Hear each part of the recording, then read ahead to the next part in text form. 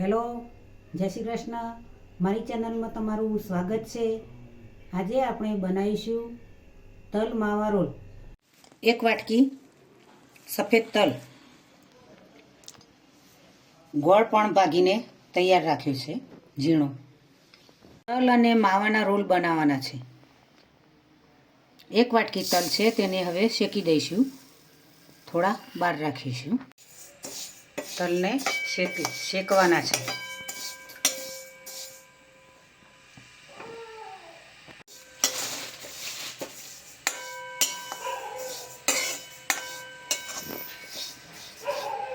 તલ શેકાઈ ગયા છે, થોડી પીળાશ પણ આવી ગઈ છે. હવે બંધ કરીશું.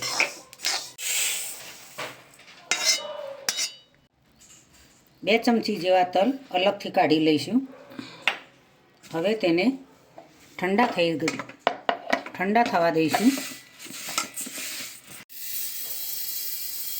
મિક્સર જારની અંદર અધકચરા ક્રશ કરી દઈશું.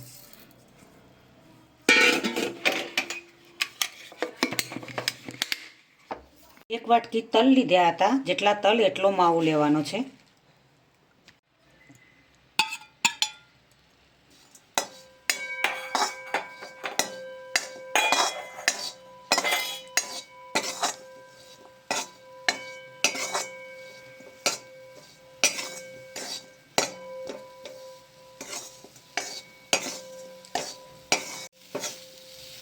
માવો ગરમ થવા લાગ્યો છે, તો તેની અંદર આનો અડધો ગોળ એડ કરીશું. માવો ગળે છે.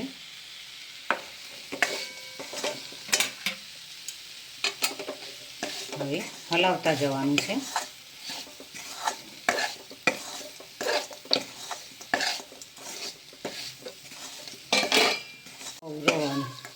ગોળ પણ ઓગળી ગયો છે, માવો પણ સરસ રીતે સૂકો પડી ગયો.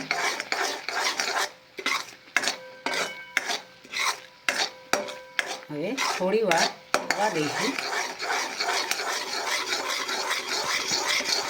હવે તલ ક્રશ કરેલા એડ કરીશું.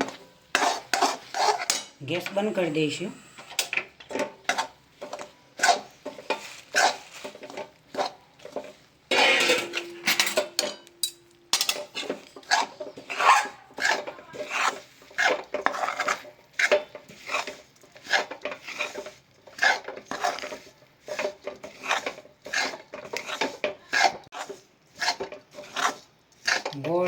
ગોળ માવો અને તલ મિક્સ થઈ ગયા છે, તૈયાર થઈ ગયા છે. આ રીતે પ્લાસ્ટિક પર ઘી લગાવીશું, તેના પર તલ લગાવીશું.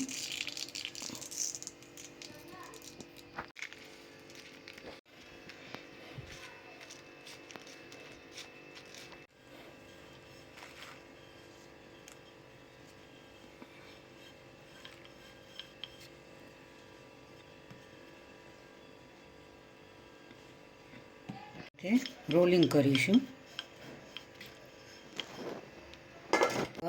વેલણથી હવે ડ્રાયફ્રૂટ એડ કરીશું.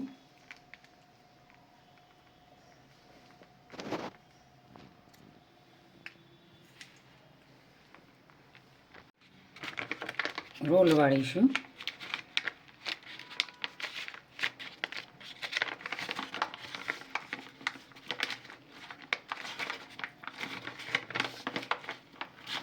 દબાવીને રોલ વાળવાનો છે, અંદર હવા રહેવી ના જોઈએ.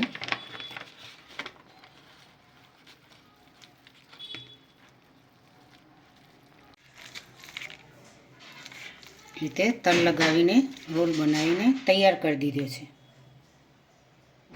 હવે તેને પ્લેટની અંદર ઠરવા માટે મૂકી દઈશું.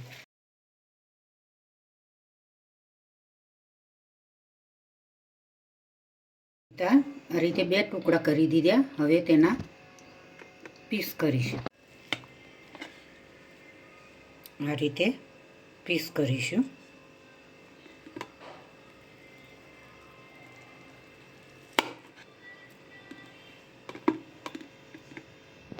ઉત્તરાયણના તહેવાર પર તલની ચીકી અને તલના રોલ આ રીતે લોકો બનાવતા હોય છે. હું એ પણ બનાવી છે. ખૂબ જ સ્વાદિષ્ટ અને ટેસ્ટી, તમારા મોઢામાં સારો એવો સ્વાદ લાવી દે એવી માવા તલ રોલ બનાવ્યા છે. ખૂબ જ ટેસ્ટી અને સ્વાદિષ્ટ તલ માવા રોલ બનાવ્યા છે. આ રીતે તમે ચીકી પણ બનાવી શકો, તલના લાડુ પણ બનાવી શકાય.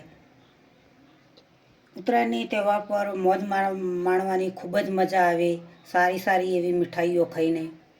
નાનાથી મોટાને દરેક બાળકોને ખૂબ જ મીઠાઈઓ ભાવતી હોય છે. આ રીતે તમે રોલ બનાવીને આપો તો બાળકો ખૂબ જ ખુશ થઈ જતા હોય છે.